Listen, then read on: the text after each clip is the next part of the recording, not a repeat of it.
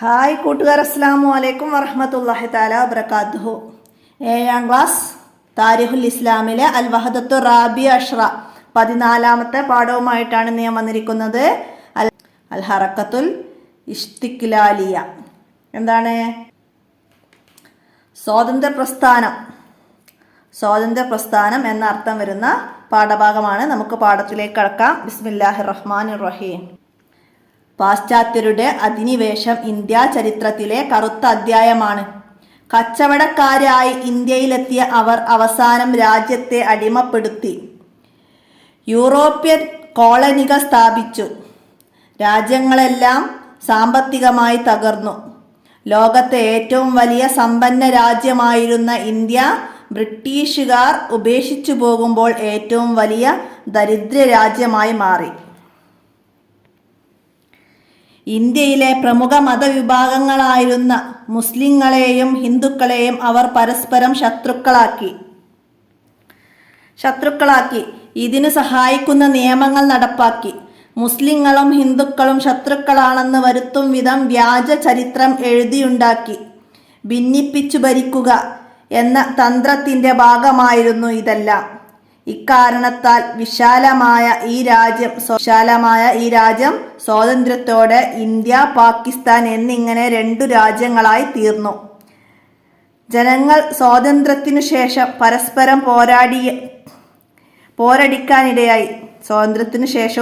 പരസ്പരം പോരടിക്കാനിടയായി. ഇതിലൂടെ രാജ്യത്തിന്റെ പുരോഗതി തടസ്സപ്പെടുകയും ചെയ്തു. ബ്രിട്ടീഷുകാർക്ക് മുമ്പ് ഇന്ത്യയിലെത്തിയ മുസ്ലിം രാജാക്കന്മാർ ഇന്ത്യ സ്വന്തം രാജ്യമായി കണ്ട് ഇവിടെ സ്ഥിരതാമസമാക്കുകയും രാജ്യത്തിന്റെ പുരോഗതിക്ക് വേണ്ടി അഹോരാത്രം പരിശ്രമിക്കുകയും ചെയ്തു. ബ്രിട്ടീഷുകാർക്ക് മുമ്പ് വന്ന് ഇന്ത്യയിലെത്തിയ മുസ്ലിം രാജാക്കന്മാർ ഇന്ത്യ സ്വന്തം രാജ്യമായി കണ്ട് സ്ഥിരതാമസമാക്കുകയും രാജ്യത്തിന്റെ പുരോഗതിക്ക് വേണ്ടി അഹോരാത്രം പരിശ്രമിക്കുകയും ചെയ്തു. എന്നാൽ ബ്രിട്ടീഷുകാർ രാജ്യത്തെ കൊള്ളയടിക്കുകയും തകർക്കുകയുമാണ് ചെയ്തത്. വാർത്താവിനിമയ രംഗത്തും ഗതാഗത രംഗത്തും അവർ കൊണ്ടുവന്ന പരിഷ്കാരങ്ങൾ സ്വന്തം നേട്ടത്തെ മുന്നിൽ കണ്ടുകൊണ്ടായിരുന്നു. ഭാരിച്ച നികുതി ചുമത്തിയും തദ്ദേശീയ വ്യവസായങ്ങളെ നശിപ്പിച്ചും സ്വന്തം ഉൽപ്പന്നങ്ങൾ ഉയർന്ന വിലക്ക് വിറ്റും വിലപിടിച്ച പുരാവസ്തുക്കളും പ്രകൃതി വിഭവങ്ങളും മറ്റും കൊള്ളയടിച്ചും അവർ അതിലേറെ സമ്പാദിച്ചു. ബ്രിട്ടീഷ് അധിനിവേശത്തിൽ ഏറ്റവും കൂടുതൽ കെടുതി അനുഭവിച്ചത് മുസ്ലിങ്ങളാണ്. പാശ്ചാത്യർ വരുമ്പോൾ ഇവിടെ ഭരിച്ചത് മുസ്ലിങ്ങളായിരുന്നു. കച്ചവടത്തിന് നേതൃത്വം നൽകിയതും അവർ തന്നെ. ഇവയെല്ലാം അധിനിവേശകാലത്ത് മുസ്ലിങ്ങൾക്ക് കൂടുതൽ പീഡനങ്ങളേൽക്കാൻ കാരണമായി.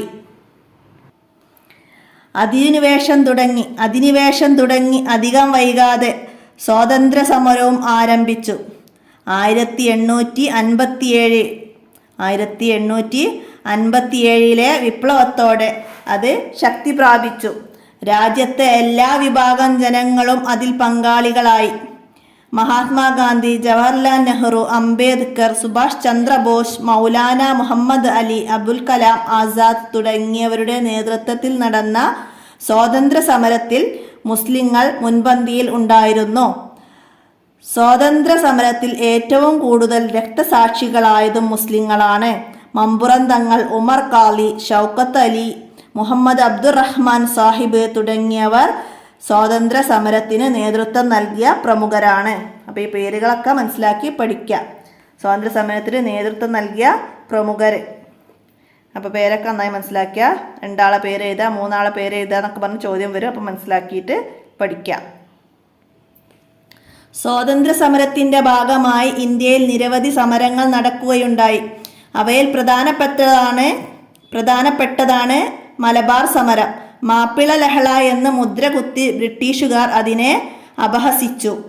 മുസ്ലിങ്ങളും ഹിന്ദുക്കളും നേതൃത്വം നൽകിയ സമരമായിരുന്നു അത്. ഖിലാഫത്ത് മൂവ്മെന്റിന്റെ ഭാഗമായാണ് അത് നടന്നത്. 1-ാം ലോക മഹായുദ്ധത്തിൽ തുർക്കി പരാജയപ്പെട്ടു. ബ്രിട്ടീഷുകാർ ആ രാജ്യം അധീനപ്പെടുത്തി. ഖിലാഫത്ത് ഇല്ലാതായി. ഇതിനെതിരെ ലോകത്താകെയുള്ള മുസ്ലിങ്ങൾ പ്രതിഷേധിച്ചു. ഇന്ത്യയിൽ ഖിലാഫത്ത് മൂവ്മെന്റ് ആരംഭിച്ചു. ഇന്ത്യൻ നാഷണൽ കോൺഗ്രസ് ഇതിന് പിന്തുണ നൽകി. ഗാന്ധിജിയും ഷൗക്കത്ത് അലിയും മലബാർ സന്ദർശിച്ചു. സമരം ശക്തമായി. ബ്രിട്ടീഷ് സർക്കാർ നേതാക്കളെ കള്ളക്കേസുണ്ടാക്കി അറസ്റ്റ് ചെയ്തു. സമരത്തെ നേരിടാൻ പട്ടാളത്തെ ഇറക്കി. അവർ കൊലയും കൊള്ളയുമായി മലബാർ തകർത്തു. ആയിരങ്ങളെ കൊന്നൊടുക്കി.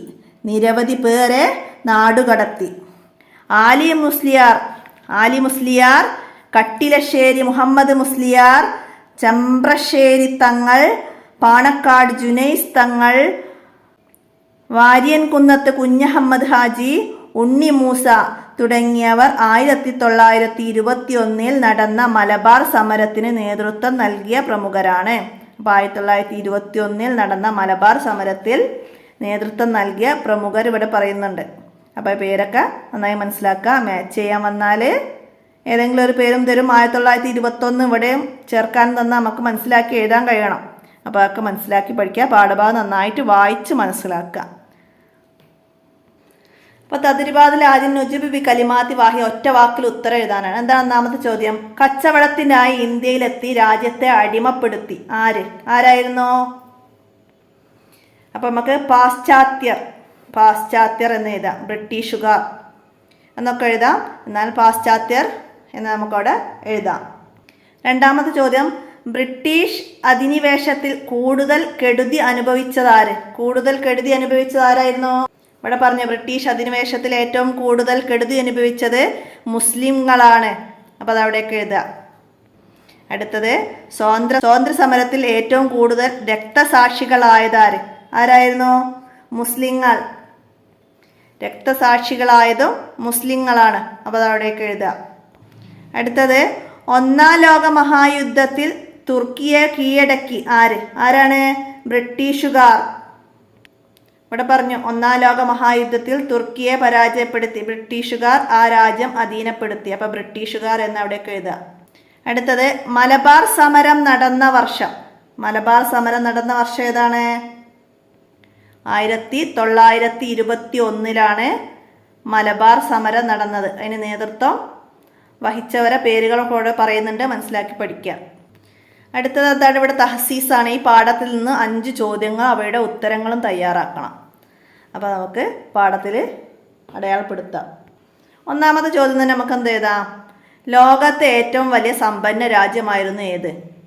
ഇന്ത്യ. ആൻസർ അടക്കട്ടോ. അപ്പോൾ സമ്പന്ന രാജ്യമായിരുന്നു ഏത്?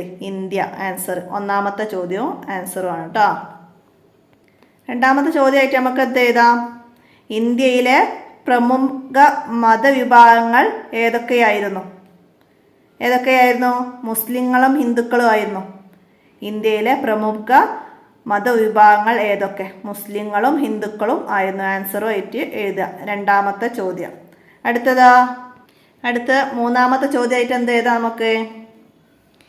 ബ്രിട്ടീഷുകാർക്ക് മുമ്പ് ഇന്ത്യയിലെത്തിയ മുസ്ലിം രാജാക്കന്മാർ ഇന്ത്യ ഭരിച്ചത് എങ്ങനെയായിരുന്നു? ബ്രിട്ടീഷുകാർക്ക് മുമ്പ് ഇന്ത്യയിലെത്തിയ മുസ്ലിം രാജാക്കന്മാർ ഇന്ത്യ ഭരിച്ചത് എങ്ങനെയായിരുന്നു? മൂന്നാമത്തെ ചോദ്യം. എങ്ങനെയായിരുന്നു? സ്വന്തം രാജ്യമായി കണ്ട് ഇവിടെ താമസമാക്കുകയും രാജ്യത്തിൻ്റെ പുരോഗതിക്ക് വേണ്ടി അഹോരാത്രം പരിശ്രമിക്കുകയും ചെയ്തു. അപ്പോൾ അതിൻ്റെ ആൻസറും ആക്കിയിട്ട് എഴുതാം. സ്വന്തം രാജ്യമായി കണ്ട് ഇവിടെ താമസമാക്കുകയും രാജ്യത്തിൻ്റെ പുരോഗതിക്ക് വേണ്ടി അഹോരാത്രം പരിശ്രമിക്കുകയും ചെയ്തു. അടുത്ത നാലാമത്തെ ചോദ്യമായിട്ട് എന്ത് എഴുതാം? പാശ്ചാത്യർ വരുമ്പോൾ ഇവിടെ ഭരിച്ചിരുന്നത് ആരായിരുന്നു? പാശ്ചാത്യർ വരുമ്പോൾ ഇവിടെ ഭരിച്ചിരുന്നത് മുസ്ലിങ്ങളായിരുന്നു. ആൻസർ ആക്കിയിട്ട് എഴുതാം. നാലാമത്തെ ചോദ്യവും ആൻസറും. അഞ്ചാമത്തെ ചോദ്യം ആക്കിയിട്ട് എന്ത് എഴുതാം? സ്വാതന്ത്ര്യ സമരത്തിന് നേതൃത്വം നൽകിയ പ്രമുഖരിൽ 2 പേരുടെ പേര് എഴുതുക. അങ്ങനെ എഴുതിയിട്ട് സ്വാതന്ത്ര്യ സമരത്തിന് നേതൃത്വം നൽകിയ പ്രമുഖരിൽ 2 ആളുടെ പേര് എഴുതുക. അപ്പോൾ ഇവിടെ കുറേ ആളുടെ പേര് പറയുന്നുണ്ട്, മനസ്സിലാക്കുക. മമ്പുറം തങ്ങൾ, ഉമർ ഖാളി, ഷൗക്കത്ത് അലി, മുഹമ്മദ് അബ്ദുറഹ്മാൻ സാഹിബ് തുടങ്ങിയവർ സ്വാതന്ത്ര്യ സമരത്തിന് നേതൃത്വം നൽകിയ പ്രമുഖരാണ്. അപ്പോൾ അതിൽ നിന്ന് 2 ആളെ പേര് എഴുതാം. ഇനിയിപ്പോൾ അങ്ങനെ എഴുതിയില്ലെങ്കിൽ സ്വാതന്ത്ര്യ സമരത്തിന് നേതൃത്വം നൽകിയ പ്രമുഖർ ആരല്ല, അപ്പോൾ അതൊക്കെ പേര് എഴുതാം. പിന്നെന്ത് എഴുതാം? സ്വാതന്ത്ര്യ സമരത്തിൽ മുൻപന്തിയിലുണ്ടായിരുന്ന ആര്? സ്വാതന്ത്ര്യ സമരത്തിൽ മുൻപന്തിയിലുണ്ടായിരുന്നത് ആരായിരുന്നു? മുസ്ലിങ്ങളായിരുന്നു. അപ്പോൾ അങ്ങനെയൊക്കെ മനസ്സിലാക്കിയിട്ട് ചോദ്യങ്ങൾ ഉണ്ടാക്കുക. നമ്മളിപ്പോൾ പറഞ്ഞതൊക്കെ ഉൾപ്പെടുത്തിയിട്ട് ചോദ്യങ്ങൾ എഴുതുക. ഖിലാഫത്ത് മൂവ്മെൻറ്റിൻ്റെ ഭാഗമായാണ് അത് നടന്നത്. ഏത് മലബാർ ലഹള, മലബാർ സമരം ഖിലാഫത്ത് മൂവ്മെൻറ്റിൻ്റെ ഭാഗമായിട്ടാണ് അത് നടന്നത്. മനസ്സിലാക്കിയിട്ട് പഠിക്കുക, എഴുതുക. ബ്രിട്ടീഷ് സർക്കാർ നേതാക്കളെ കള്ളക്കേസുണ്ടാക്കി അറസ്റ്റ് ചെയ്തു. എപ്പോഴാണ്? മലബാർ സമരം ശക്തമായപ്പോൾ. മലബാർ സമരം ശക്തമായപ്പോൾ ബ്രിട്ടീഷ് സർക്കാർ നേതാക്കളെ കള്ളക്കേസുണ്ടാക്കി അറസ്റ്റ് ചെയ്ത്. അടുത്തത് എന്താണ് വന്നത്? ഇന്ത്യൻ സ്വാതന്ത്ര്യ സമരത്തിൽ മുസ്ലിങ്ങളുടെ പങ്ക് എന്ന വിഷയത്തിൽ കുറിപ്പ് തയ്യാറാക്കാനാണ്. ഇന്ത്യൻ സ്വാതന്ത്ര്യ സമരം നടന്നത് 1947. അപ്പോൾ അതിൽ മുസ്ലിങ്ങൾക്കുള്ള പങ്ക് വിവരിക്കുന്ന ഒരു കുറിപ്പാണ്. അപ്പോൾ അത് ക്രോമിലൊക്കെ അടിച്ചാൽ, യൂട്യൂബിലൊക്കെ അടിച്ചാൽ അതിനെക്കുറിച്ചുള്ള കുറിപ്പുകൾ കിട്ടും. അപ്പോൾ അതൊക്കെ നോക്കി മനസ്സിലാക്കിയിട്ട് എഴുതുക. അടുത്തത് എന്താണ്? വാര്യംകുന്നത്ത് കുഞ്ഞഹമ്മദ് ഹാജിയുടെ ജീവിതചരിത്രം തയ്യാറാക്കാൻ.